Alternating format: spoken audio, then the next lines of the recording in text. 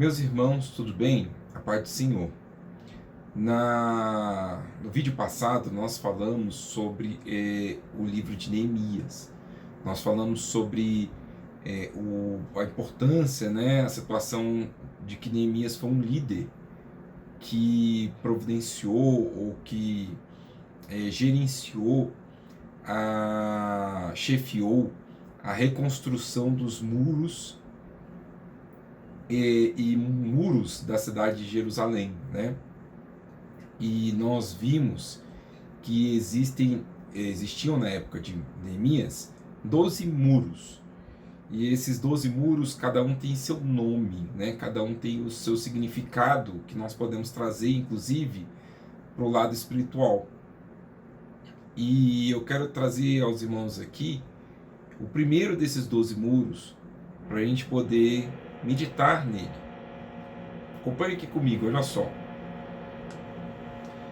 Nós temos nessa imagem aí, mostrando os portões, mas tem um portão específico que está lá em cima. Tem uma seta vermelha apontando para ele, ó, essa seta aqui. É então o portão das ovelhas, tá? E vocês podem perceber que no versículo que vai ser falado sobre o portão das ovelhas, ele fala sobre duas torres: a torre de Ananel, que é essa torre aqui, e a torre de Meá, tá? Que é essa outra torre aqui, a torre de Meá, tá? Então, o que acontece? Se a gente for fazer um zoom aqui agora, vocês poderem visualizar melhor, nós temos então o portão das ovelhas, a torre de Meá e a torre de Ananel. E aí o versículo que nós vamos utilizar aqui está lá em Neemias capítulo 3, versículo 1. Fala: E levantou-se Eliasibe, o sumo sacerdote, com seus irmãos, os sacerdotes, e reedificaram a porta do gado, a qual consagraram. E levantaram as suas portas, e até a torre de Meá consagraram, e até a torre de Ananel. Irmãos, a porta das ovelhas, ela também tem um outro nome, que é a porta do gado. Então, a porta das ovelhas também é chamada de porta do gado. É a primeira porta que foi restaurada. Então, das 12, a primeira começou-se então justamente com a porta das ovelhas. E isso aqui tem um significado. Porque a caminhada do crente, a caminhada do cristão, ela ocorre primeiro com o aceitar Jesus, o passar pela porta das ovelhas. Ele fala, né, que ele é a porta das ovelhas. Nós vamos comentar aqui.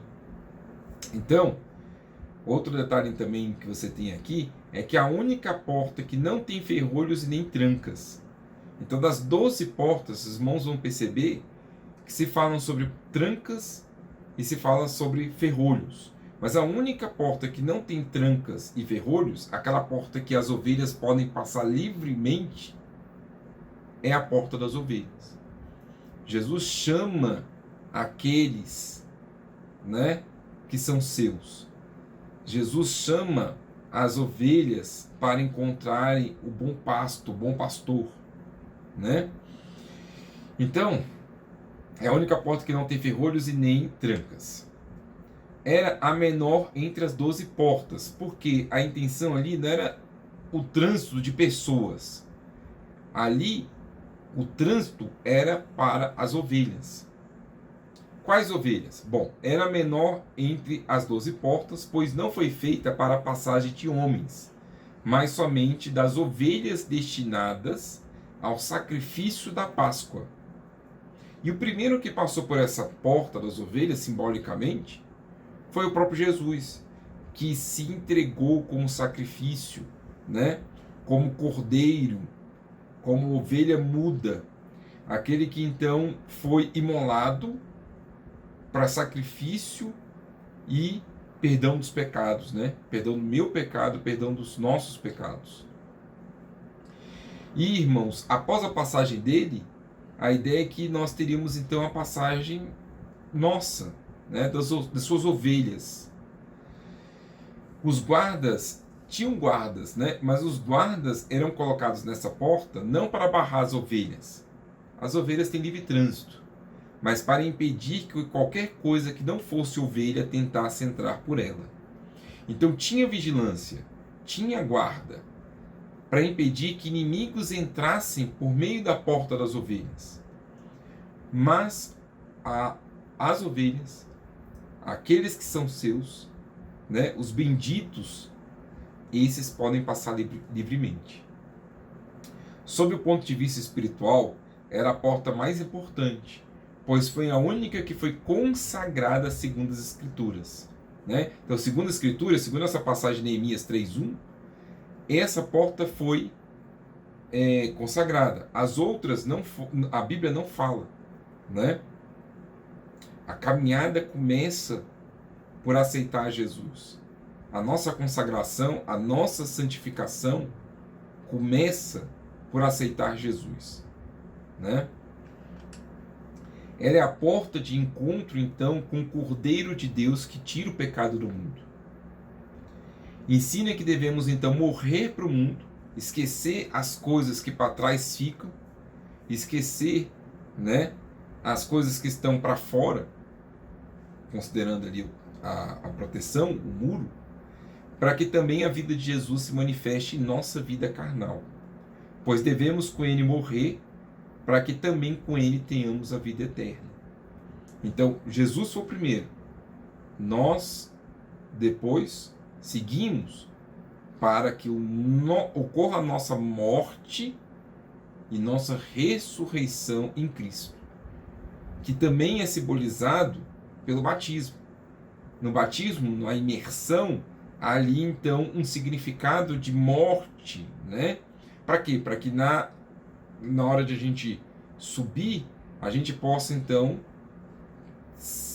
estar como um novo homem, estar como aquele que largou, que deixou o mundo, as coisas, né, do mundo, para poder imitarmos a Cristo, estarmos no caminho que ele fala, da verdade e da vida. E aí em João capítulo 10, versículo 7, se fala: tornou, pois, Jesus a dizer-lhes: em verdade vos digo, que eu sou a porta das ovelhas. O próprio Jesus usa essa expressão, a porta das ovelhas. Eu sou. Já é forte, né? Vocês lembram quando ele lá no Sinédrio foi perguntado, né? Então você é o Messias?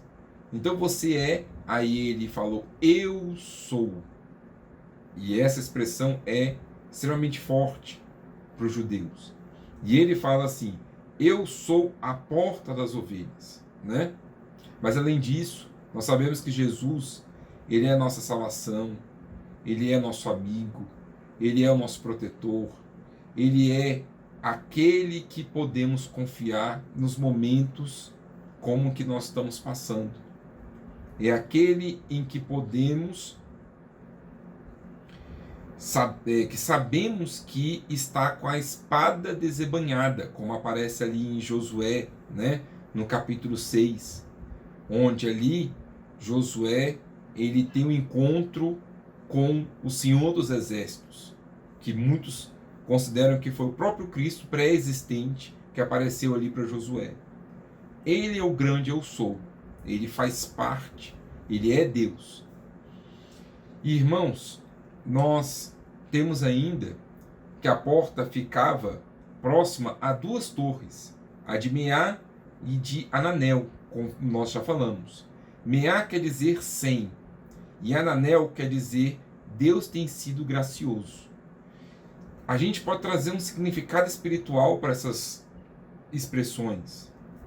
Juntando a porta com as duas torres que foram citadas mesmo no versículo, podemos chegar à revelação de que Cristo é a porta da salvação para as ovelhas, e essa salvação é 100% pela graça. Essa salvação, ela é disponível para todos os que aceitarem a Jesus como Salvador. E, irmãos, essa é uma porta que começa, como eu já falei, a nossa caminhada. Nós vamos ver outras portas. Existem mais 11 com significados espirituais que nós podemos aprender com elas. Vamos fazer aqui uma oração, agradecer a Deus. Senhor Deus, quero te agradecer pela vinda do teu Filho, Jesus Cristo, a essa terra. Senhor, quero te agradecer no dia em que o Espírito Santo tocou os meus ouvidos, a minha mente, o meu coração e me fez compreender a minha situação e quem era o meu Salvador. Senhor, quero te agradecer, Deus, por mostrar esse caminho, Senhor, por deixar essa porta disponível, Deus, sem ferrolho, sem tranca. Ela pode parecer para alguns estreita, pode parecer difícil, mas não, Senhor. É uma porta menor, mas é uma porta que me permite, como ovelha, chegar a adentrar a Jerusalém Celestial, Deus. Eu quero te agradecer, Jesus, porque o Senhor me amou primeiro e me mostrou esse caminho como um bom pastor. Quero que o Senhor possa nos trazer paz, Jesus. Que a paz do Senhor esteja conosco e que possamos guardar isso em nossas mentes, em nossos corações.